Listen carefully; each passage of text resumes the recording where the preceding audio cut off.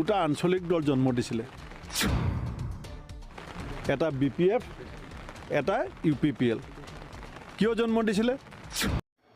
हाय लोगोफोर फिन खनसेबाव आंनि हेल' SB ब्लगाव बयखौबो बरायनाय थाबाय। आं दिनै ब्लग बानायनो सानाखैमोन, नाथाय मोनसे खोथा होनो सानदों आङो। स' नैबे जोंहा कंग्रेसनि APCC कंग्रेसनि मानगोनां भुपेन बरा सार बिथां प्रेसिडेन्ट दिनै क'क्राझाराव फैदोंमोन। ओमफ्राय फैनायलाय दिनै बिसिना माखासे जयनिं प्रग्रामबो जालाङो।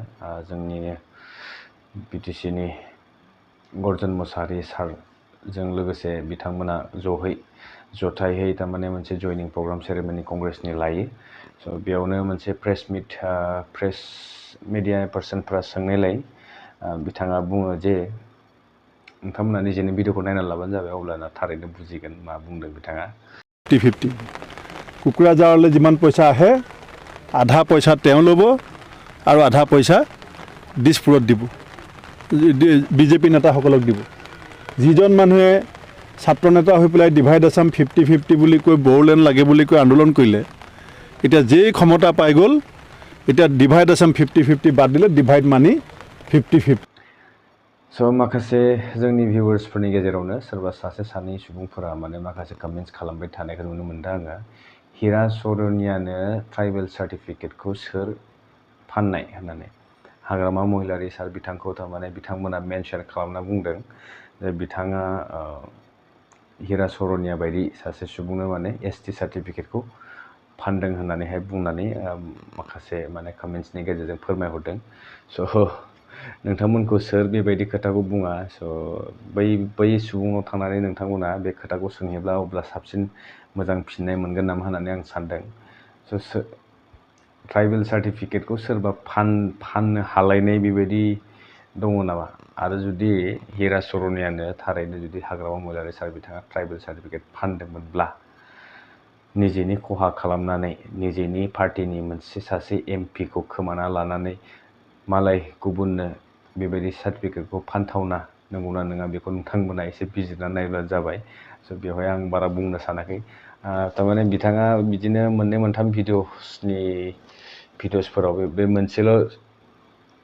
मोनसेल' सोंलुखौ लाबोबाय थानायखौ नुनो मोन्दों आङो।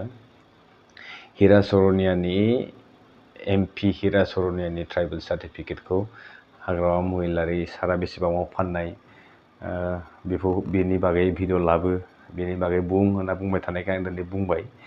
स' बे माबायदि कुइसन बिथाङासो मोनथिसिगोन।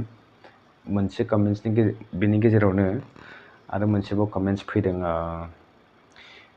थांनाय बावैसो समफोरावहाय जों नुनो मोन्दोंमोन जोंनि मानगोनां दावराव देख्रेब सार बिथांमोना माखासे कर्टआवहाय केस होदों होननायखौ जोङो खोनानो मोन्दोंमोन। ओमफ्राय बेवहाय माखासे खोथाफोरा प्रुफ जाबाय होननानैबो बुंदोंमोन जे बिथांनि बिफा माबा आर्मि ना मा होनोमोनथाय आंबो बारा सहैला, जियानो हक दास टाइटेलमोन आरो बिथांमोना। स' खुनु लिंक गैया जाहैबाय आरो हिरा सरनिया जे सरनिया टाइटेल लानानैहाय दिनै ST सार्टिफिकेट लानानै जोंनि क'क्राझार SCBआव दखल खालामनानै दङ बर्थमान।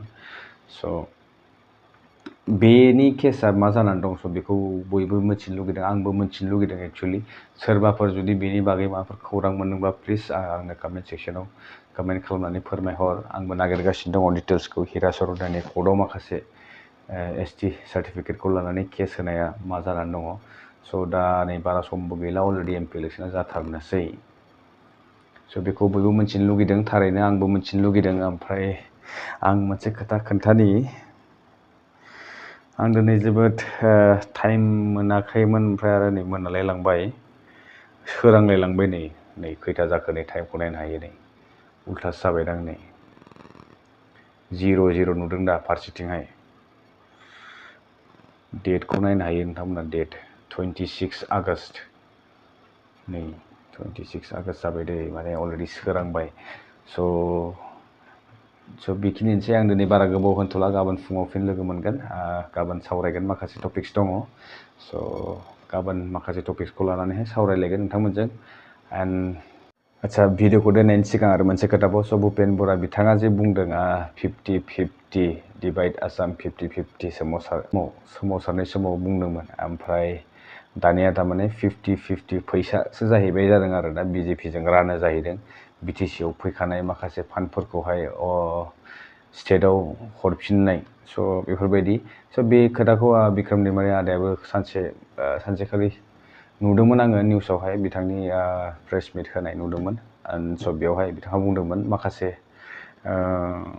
फान्डफोरखौ थारमाने रिटार्न थांफिननाय स' बे मानि जाहोनाव थांफिनदों बेफोरबायदि माखासे अजद नुदोंमोन फिनागौ मानि बेनि क्लेरिफिकेसन होथ'आ आङो स' मामोन बियो स्टाडि खालामफिननानैसो आं खोन्थागोन फोरमायगोन स' जियानो जादोला आं मोनसेल' पइन्ट होनो सानदों थारमाने दिनै नायदो BJP अलरेडि हाबनानै दङ कंग्रेसआ हाबफैबावबाय बेनिफ्राय GSP बेनिफ्राय AIUDF ओमफ्राय माखासे CPIM माबा माबि दंबावो जोंनि BTCआवहाय स' गोबां माने पलिटिकेल हान्जाफोरा दिनै ग्लोब ग्लोब जोंनि BTCआव साग्लोबगासिनो दङ फारसेनिफ्राय स' थारैनो जोंनि रिजनेल पार्टिसफोरा लासै लासै थारमाने दुरबलनिफ्राय दुरबलसिन जालांनो हमदों नामा जोंनि रिजनेल सेन्टिमेन्ट्सफोरा गैला जालांगासिनो दं नामा होननानै जों सानदों स' जोङो बाराद्राय थारमाने बेबायदि सेन्ट्रेल दोलोफोरजों सोनारबाय थायोब्ला थारैनो जोंनि हारिया बेसेबां प्रटेक्टेड बेखौ नोंथांमोना कमेन्ट सेक्सनाव कमेन्ट खालामनानै फोरमायहर स' बियो माबायदि जागोन ना जोङो सेन्ट्रेल पार्टिसफोरनि थारमाने जोंनि माखासे लिडार दैदेनगिरिफोरा बिथांमोननि बिथोन होनाय बायदि मावनांगोन बेथ' मावखाथारनांगोन ओमफ्राय जोंनि BTCनि फारसे सिन्था सरसा खालामनानै बै सेन्ट्रेल पार्टिफोरजों लोब्बा लानानै जाय मावदों बिथांमोन लिडारफोरा स' बिथांमोना थारैनो गावनि जोंनि रायजोनि लुबैनाय बायदि मावनो हागोन ना हाया बे सेन्ट्रेल दोलोफोरा स' बेनि बागैबो नोंथांमोना एसे सानलायलायनानै बिजिरना नायब्लानो जाबाय बेनिफ्राय आंनोबो फोरमायहर कमेन्ट सेक्सनाव स' दिनै जोङो मिथिगासिनो दङ दिनै जों नुबोगासिनो दङ जे रिजनेल पार्टि UPPLखौनो होन बा BPFखौनो होन गासैबो दा बबेबा मोनसे नङा बबेबा मोनसे सेन्ट्रेल पार्टिनि खिथु खारनायखौ जों नुनो मोन्दों थारैनो बुंनांगोन जोङो बै सेन्ट्रेल पार्टिफोरजों जोङो रुल खालामजागासिनो स' बिदि बेलायाव जोङो जोंनि रिजनेल सेन्टिमेन्टनि माखासे जे अबजेक्टिभ्सफोर दङ बेफोरखौ थारैनो जोङो सेन्ट्रेल पार्टिफोरजों जुदि सोनारबाय थायोब्ला स' बेफोरखौ जोङो मावफुंनो हागोन ना हाया स' बेनि सायावबो सावरायनो गोनां दं माखासे ओमफ्राय सोरबा नोंथांमोना आंखौ एसे प्लिज स' बे टपिकनि सायावबो सावरायगोन गाबोन ओमफ्राय नोंथांमोना बुजिदोंब्ला कमेन्ट सेक्सनाव कमेन्ट खालामनानै आंनो फोरमायहरनो हागोन ओमफ्राय आं दिनै माखासे कमेन्ट्सफोरखौ फरायनानै होगोन होननायनि खोथा बुंदोंमोन स' फरायनो हायासै सरि बेनि थाखाय गाबोनहालागै आङो सेस्था खालामनानै गासिबो कमेन्ट्सफोरखौ कभार आप खालामनो थाखाय नाजागोन स' बेसेनोसै गुड नाइट